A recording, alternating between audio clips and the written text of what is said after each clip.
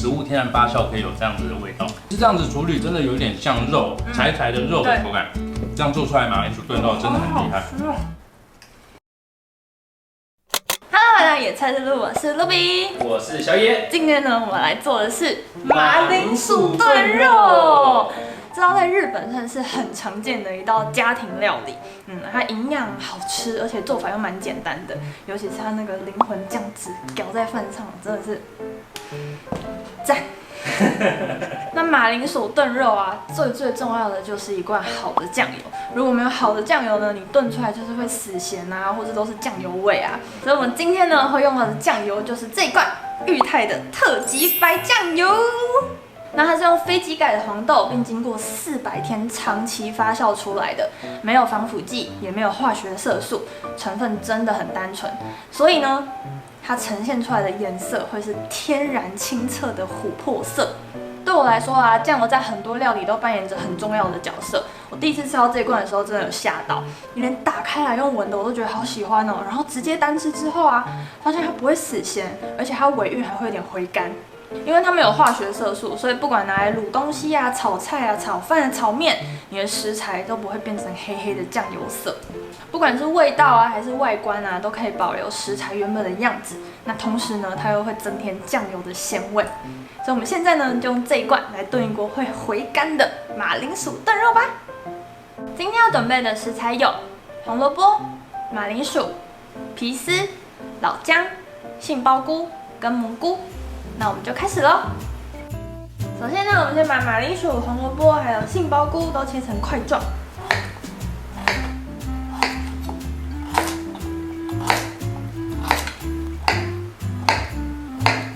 接下来呢，我们把蘑菇对半切，然后老姜切成丝状。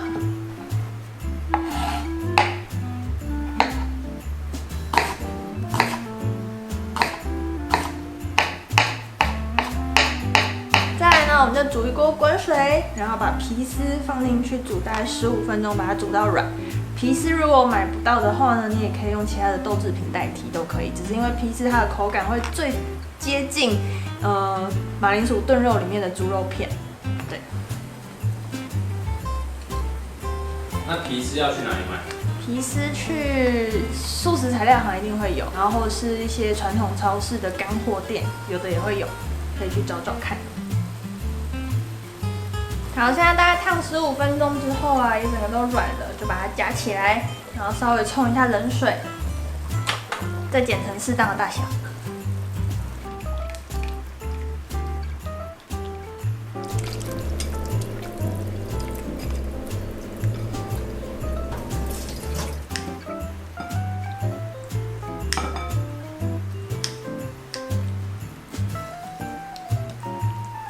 好，剪好适当大小之后啊，我们就加入白酱油，还有白酱油膏跟一点五香粉。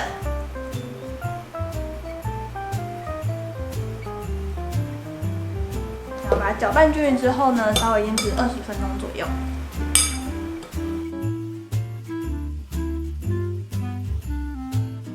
腌制好之后啊，我们就准备一个锅子，再来我们就是一锅到底喽。然后就先来煎我们的皮丝。所以先倒入一点植物油，把它煎到金黄酥脆。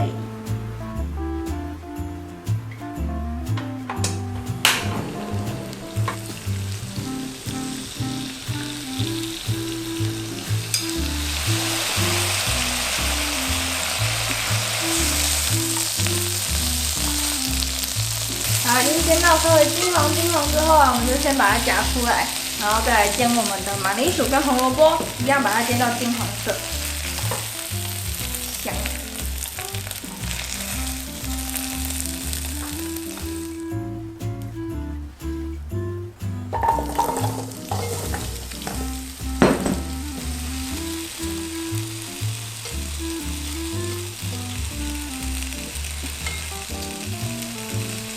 马铃薯跟红萝卜煎到金黄之后啊，再来我们放入杏鲍菇、蘑菇跟老姜，一样把它煎到金黄色。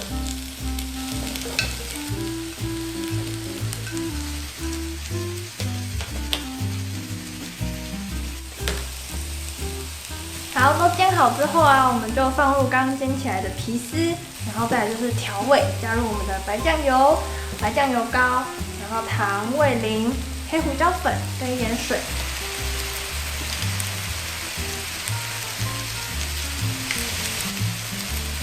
然后就把它盖锅熬煮，大概25分钟左右。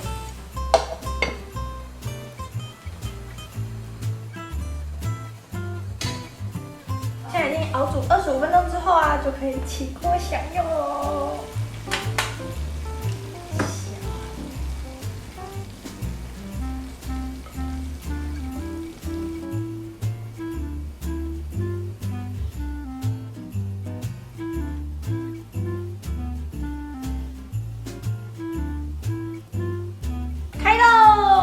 开动！哦，那酱油真的好鲜哦，可以鲜成这样啊！原来食物天然发酵可以有这样子的味道。那个马铃薯像是在高汤里面，什么很鲜的高汤里面浸泡过的那个味道。我才炖25分钟哦，然后它尾韵你会真的觉得有点干，回甘的会回甘。再来就是今天的肉片。因为皮丝这样子处理，真的有点像肉，柴柴的肉的口感。因为皮丝它又会吸附那个汁，同时那个马铃薯那糊糊的口感也被皮丝吸进去了。这样做出来马铃薯炖肉真的很厉害。我现在很喜欢拿它来卤味，然后跟炒饭，然后有时候会把它拿来沾酱，因为它不过咸，然后又会回甘，然后真的很鲜。我觉得有时候吃到好东西就会这样，有点回不去。那如果大家也想做一锅会回甘的马铃薯炖肉，我们会把裕泰的白酱油还有酱油膏的购买链接放在下面的置顶留言，所以大家有兴趣的可以去点来看看咯。除了皮丝要先处理一下以外，后面就是一锅到底。对，那如果你买不到皮丝啊，其实豆包也可以啊。豆包。对，豆包、豆皮啊都可以。啊，如果是绞螺，就是炸过的那种，一样先烫过。真的建议大家外面炸过的东西回来先过水。对。非常建议大家先过水。好，那想要看到更多好吃的素食料理，记得订阅我们的频道，还有开启小铃铛哦。